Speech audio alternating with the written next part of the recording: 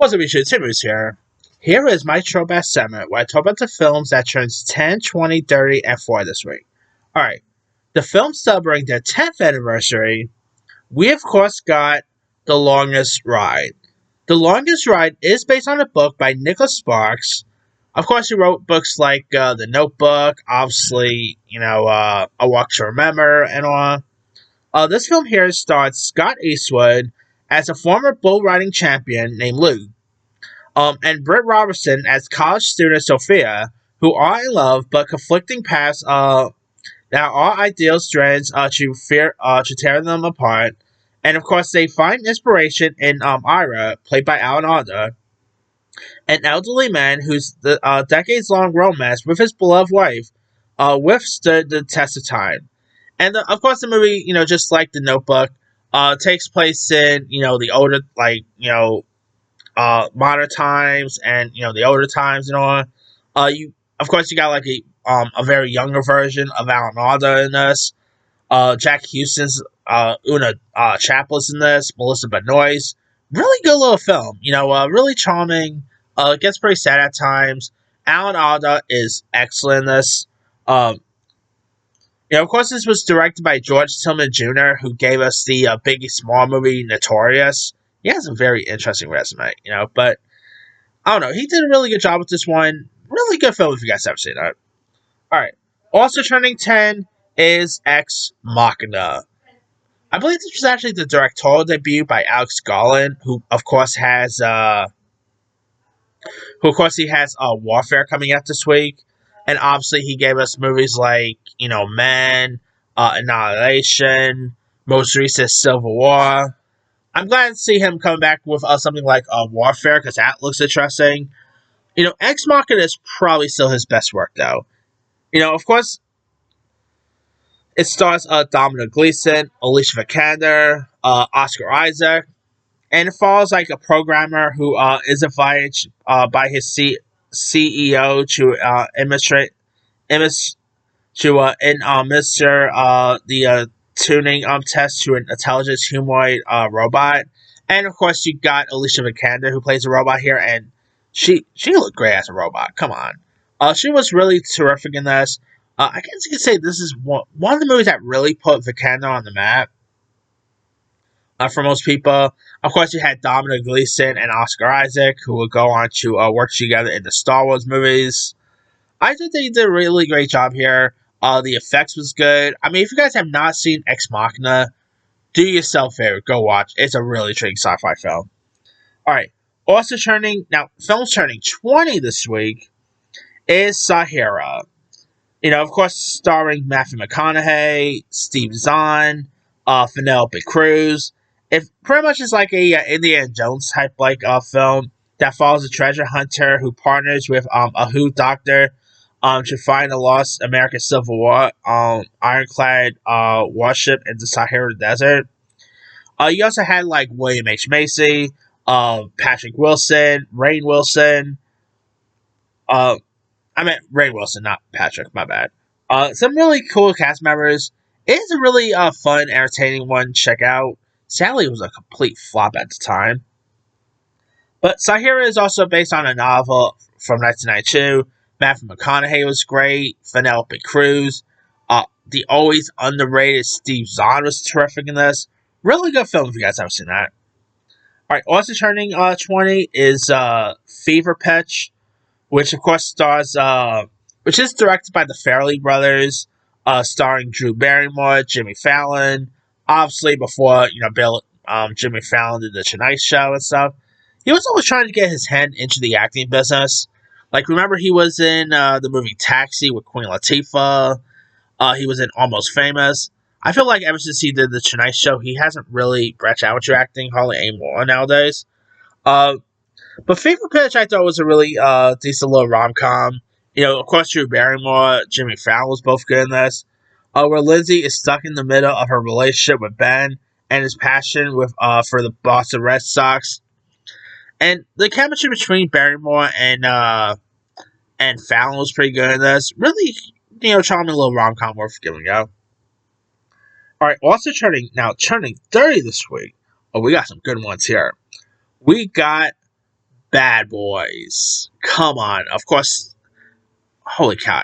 I cannot believe it. It's 30 years since the very first, since Michael Bay directed Bad Boys, starring Will Smith, Martin Lawrence. Of course, this was at a time where like Will Smith was, coming off of obviously Will Smith was coming off of Fresh Prince at the time. Martin Lawrence, still think he was still having a show Martin at the time too, if I'm not mistaken. I can't remember if it like ended or was still going on at the time. Of course, it was actually the directorial debut by Michael Bay. Crazily, this was his directorial debut. Obviously, Michael Bay would go on to direct, Armageddon, The Rock, Transformers. Every time people always talk smack about Michael Bay, I always bring up Bad Boys. Like, he is the guy who gave us the first Bad Boys. Of course, we ended up having Bad Boys 2. Of course, we just had the recent Bad Boys movies, Bad Boys for Life, Bad Boys Ride or Die. The chemistry between both Will Smith and Martin Lawrence here as Marcus Burnett and Mike Lowry is excellent. These two really play off each other perfectly. The action, humor is great. Who doesn't love the first Bad Boys, right? Obviously, the iconic theme song, Bad Boys, which I always associated that song more with the show Cops. But obviously, you always associate with the Bad Boys movies more, so. Alright. Also turning 30 is a Goofy movie. A Goofy movie, I adore this film. The soundtrack, by the way, I always love hearing the soundtrack. After the day, no, no. Who does not love the soundtrack here? Of course, it takes place like 3 years after the events of Goof Trip. Who remembers Goof Trip? Come on. And follows, of course, Goofy and his son Max, who is now, of course, in high school, and revolves around the father-son relationship between the two as Goofy embarks on a misguided mission to bond with his son by taking him on a cross-country fishing trip. I adore a Goofy movie. Of course, directed by Kevin Lima, featuring the voices of Bill Farmer as Goofy, James Marsden. No, not James Marsden. Jason Marsden. I always get those two names mixed up. Jason Marsden, who of course was on Full House and stuff. He was also the Black Cat from Hocus Pocus. I always keep forgetting that. But he doesn't really do much nowadays. But hey, I've always liked seeing Jason Marsden and stuff. Obviously, you also had. I always keep forgetting that Pauly Shore was in this. I just adore this one. It's just a lot of fun. It's cute, charming. It's actually one of my favorite, like Mickey Mouse type story. Well, obviously Mickey Mouse is only in it for. I'm talking about like one of my favorite things that Goofy has been in. I love the songs here. The father-son dynamic chemistry between those two always piques my interest. I just adore this film a lot. If you guys never seen a Goofy movie, you can find it on Disney Plus. Do yourself a favor, go watch it, or at least hear the soundtrack. It has some really killer songs here. But now I know they did the sequel of Extremely Goofy movie, which I was not a fan of that. But a Goofy movie is still holds up today. I cannot believe a Goofy movie is 30 years old. Some reason I thought it was a little later than that, like in 98 or something like that. But no, it's 30 years old. That there is insane to believe. But yeah, and Goof Trip, Troop, come on. We need more Goofy in our lives, right? Okay. Now, films turning 30 this week. We got Don Juan DeMarco, which stars Johnny Depp, as well as Marlon Brando and Faye Dunaway. It stars Johnny Depp as John Arnold DeMarco, a man who believes himself to be Don Juan, the greatest lover in the world. Clad in a cape and a domino mask, DeMarco undergoes psychiatric treatment with Brando's character, Dr. Jack Meckler, to cure him on his apparent delusion. Now, this is actually pretty forgettable. I probably only watched this only once, and that was really it. You had Faye Dunaway. Marlon Brando obviously is a living legend. whether you talk about The Godfather, Apocalypse Now, and stuff, not everything Marlon Brando was in turns to gold, and this was definitely one of them. So, not a good film. And of course, you had Johnny Depp, who was obviously coming off of Edward Scissorhands, Crybaby, Ed Wood. Definitely not his best work too. So yeah. All right. Film also showing there. We got Rob Roy, which stars Liam Neeson. Probably one of his most earliest films he did. Directed by Michael Caine Jones. It stars Liam Neeson as Rob Roy McGregor, a 18th century Scottish clan chief who becomes engaged in a dispute with the Rehoboam nobleman. You also have John Hurt, uh, Tim Roth was in this, Jessica Lange, Eric Stoltz. Not a bad film. Liam Neeson, of course, coming off of Schindler's List at the time, was pretty good here. Of course, Jason Fleming, Brian Cox was great in this. A very interesting historical epic, worth giving a go. Really interesting flick there. Alright, we also got Three Ninjas Knuckle Up, which is, of course, one of the other Three Ninja movies, which I mostly remember the first one more. The sequels aren't all that great.